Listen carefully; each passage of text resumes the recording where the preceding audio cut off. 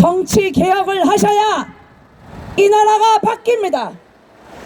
작금의 대한민국 사회주의 완성 단계까지 와 있습니다.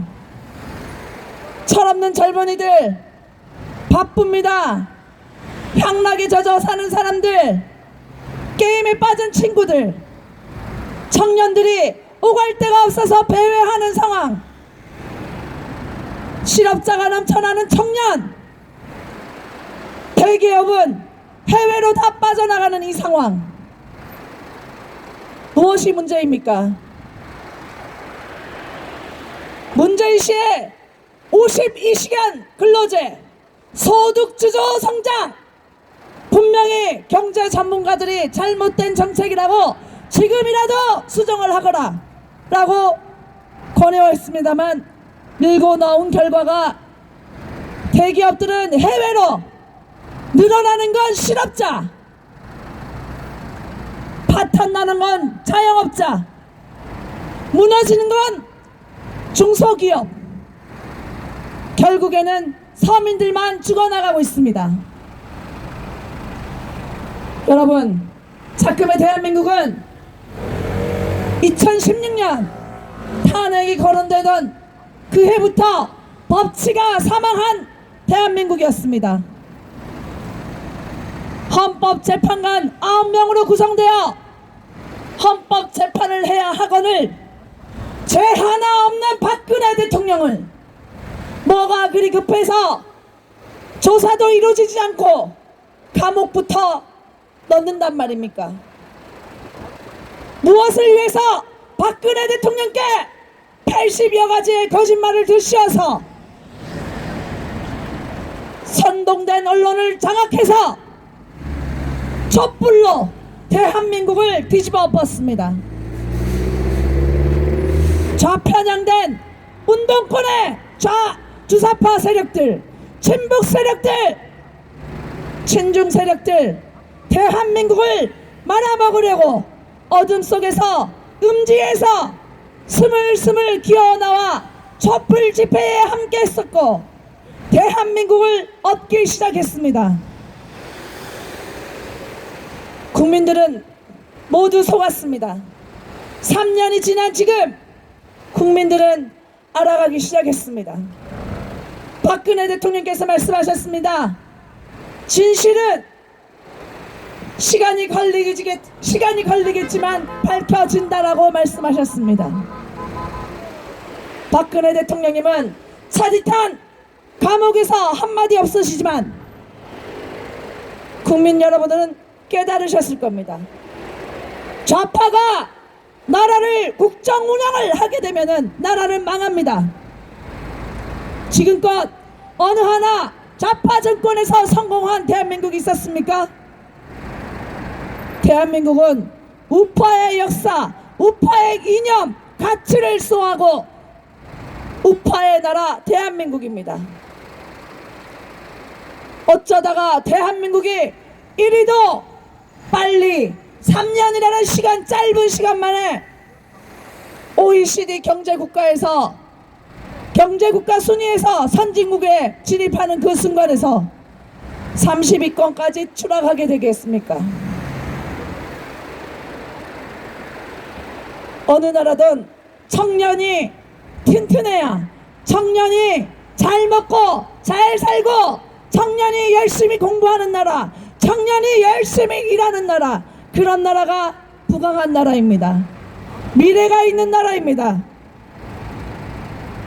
그렇지만 실업자가 넘쳐나고 줄도 서나가고 있는 대기업들, 폐업을 하고 있는 자영업자들, 이런 악재의 경제 속에서도 중국 폐렴이라는 전염병을 돌게 했습니다. 미연에 방지할 방법도 있었습니다. 확산을 막을 방법도 있었습니다. 우한 지역을 다녀온 사람들을 전수조사하고 그들의 행적을 조사하고 중국인들의 입국 금지만 했어도 우리 공화당이 주장했던 중국인 입국 금지, 의사협회에서 권유했던 6번이나 권유했던 중국인 입국 금지, 중국 눈치 보느라 문재인 정권은 중국인 입국 금지를 시키지 않아 중국 폐렴이 창궐하는 대한민국을 만들었습니다. 그러나 대한민국의 국민성은 부지런하고 단합이 잘 됩니다. 국민의 기발한 아이디어로 소독과 방역을 철저히 하면서 그의 똘똘 뭉치는 국민성을 보여주면서 국민들이 그 확산을 막아내고 있습니다. 지혜로운 대한민국 국민 여러분, 나라의 수장을 잘못 뽑게 되면 나라가 망한다는 걸 우리는 경험하고 있습니다. 문재인이가 말했습니다. 본인이 대통령이 돼서 한 번도 경험하지 못한 나라를 만들겠다고 했습니다. 한 번도 경험하지 못한 이 나라를 겪고 있습니다. 그리고 엄청나게 무서운 말을 했습니다. 다시 되돌릴 수 없는 나라를 만들겠다고 했습니다. 그것이 바로 대한민국이 꼬꾸라지는 것입니까? 외교 참사, 경제 참사, 교육 참사, 인사 참사, 어느 한 곳 성한 곳 없는 참사 공화국에서 살고 있는 대한민국. 사기 탄핵과 불법 탄핵으로 대통령을 탄핵시키고 정권을 찬탈한 문재인 정권은 반드시 끌어내려져야 합니다. 이에 좌파 독재 정권에 맞서 영검하게 당당하게 정의롭게 싸우지 못하는 거대 야당, 누가 싸웠습니까? 그들은 숨기에 급급했습니다.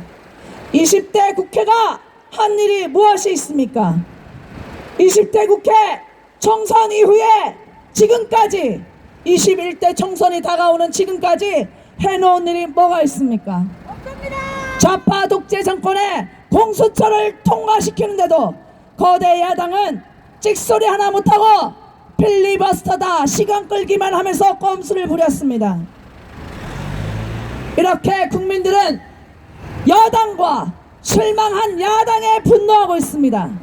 그래서 3년을 태극기 하나 들고 아스팔트에서 매주 비가 오나 눈이 오나 때한볕에나 한파에나 태풍이 불어도 우리는 한결같이 좌파 독재 정권과 싸워왔습니다.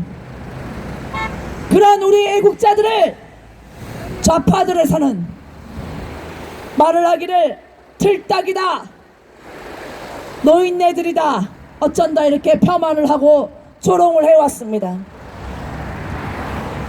그렇게 조롱하는 좌파 젊은 당신들은 어머니 아버지가 안 계십니까? 이 나라를 바로 세운 산업화 시대의 어르신들, 근대화 시대의 어르신들, 우리 박정희 대통령님과 함께 피눈물로 세운 대한민국을 이렇게 하루아침에 망가뜨리고 있는 좌파 독재 정권 문재인 씨는 반드시 끌어내리겠습니다. 어느 한 곳에 국민들은 마음 둘 곳이 없습니다. 야당이라고 기댈 곳도 없습니다. 그들은 중도요, 중도 좌파요, 어느 하나 성한 우파가 모여있지 않습니다. 저쪽에 분홍색 땅 사기 탈핵한 집단들이 모여있지 않습니까?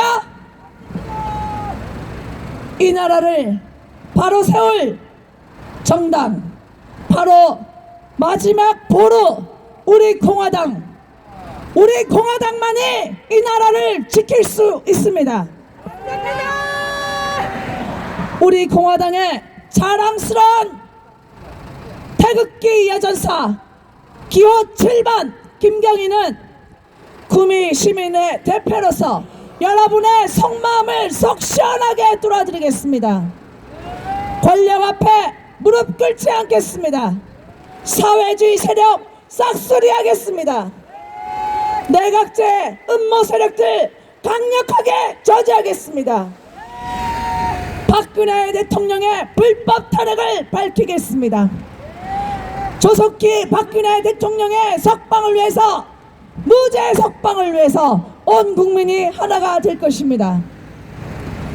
이렇게 당당하게 키워주신 구미 시민 여러분, 김경희가 어르신 덕분에 구미 시민들과 함께 숨쉬면서 울고 웃고 이웃하는 주민입니다. 하나의 엄마입니다. 서민입니다. 저는 정치인이 아닙니다.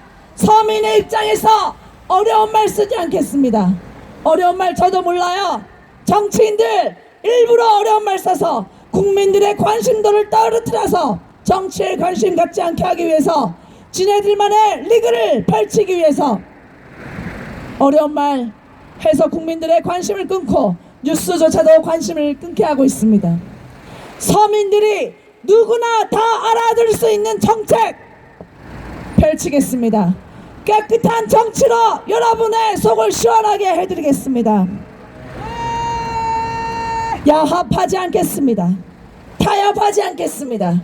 정상적인 나라에서만 타협이 가능한 거지만 이 독재 정권에서는 더 이상 타협이란 있을 수가 없습니다.